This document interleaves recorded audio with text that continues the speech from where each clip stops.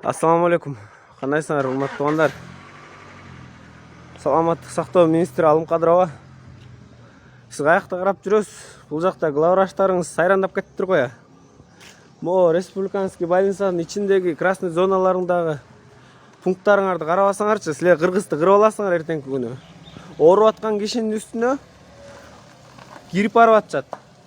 Могул жакта канчалаган ооруп аткандар келип алып очередь күтүп отурушат. Бир эле приемный бар экен.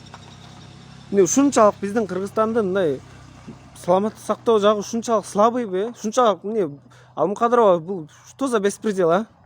Азыр жогору жактан чалса, тотугучтай болуп кыймылдап калат кызматкерлериңер. Бул жакта адам ооруп өлгөн атса, энеңдер ойндар отурасыңар. Кечирип койгула, бирок сөгүнсөм. Эгерде могул республиканский больницадагы зоналарыңарды жакшылап карабасаңар, силер кыргызды кырып аласыңар.